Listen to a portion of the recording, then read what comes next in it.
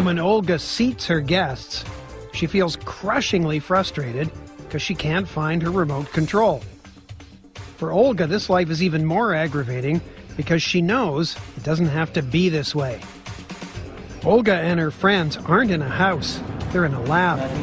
This high-tech research facility at the George Washington University in Virginia is called the home of the 21st century.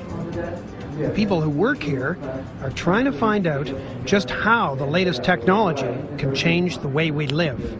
We really are trying to look at not only existing technologies, but technologies that are coming down the road that we could integrate into the context of the home to provide services to the occupants, to provide care to the occupants, health care, safety care. And so we're really looking at futuristic applications in the context of the existing home that we're all living in.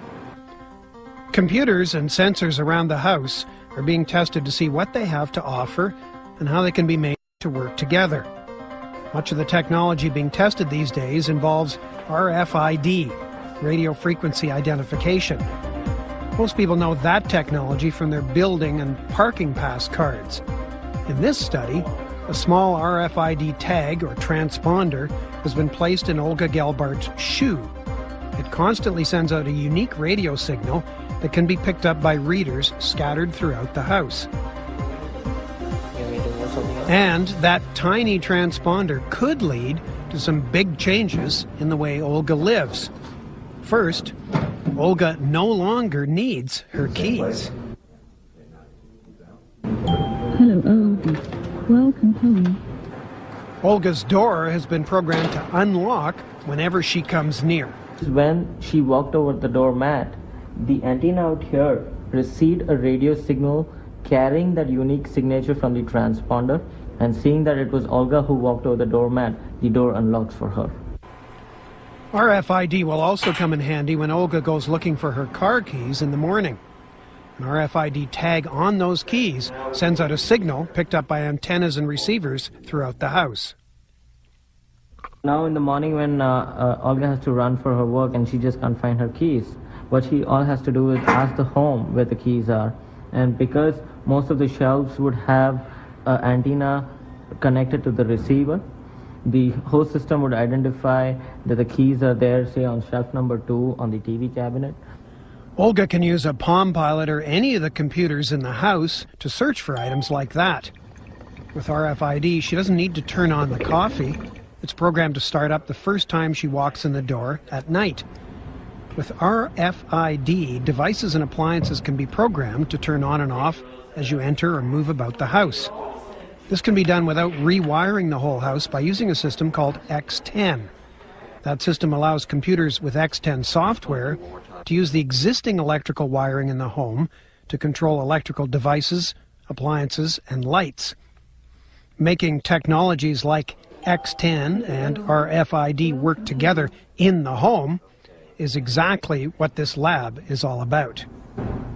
We are solving the how to get everything to work together problem called interoperability, and we're also working with manufacturers on the standards side, which is again a sort of a techie issue, but it's a very important one. Manufacturers want RFID tags on their products. A receiver in the fridge could keep track of what goes into and out of the fridge. A computer could order more water when it senses that all the bottles that were put in have been taken out. And that means no more shopping lists. In this home, the computer system also provides security. When the doorbell rings, a camera sends an image to the terminals throughout the home. So Olga knows instantly whether she wants to answer the door or not. The integration of so many different functions into one central computer system is what makes this 21st century house so attractive to some, but so frightening to others. I think people are interested and intrigued, but some people immediately are concerned. They're concerned about the amount of information that the home is going to have to gather in order to be able to provide the services. So they're immediately concerned about the data collection, the possible privacy implications. You wouldn't want hackers to access a database that could tell them how much beer you drank last month or what time visitors came and went. Those are the issues the scientists in this lab are trying to confront. But they know some people won't mind trading a little bit of privacy for the benefit of never again searching for the remote control. The remote is on the shelf above the TV.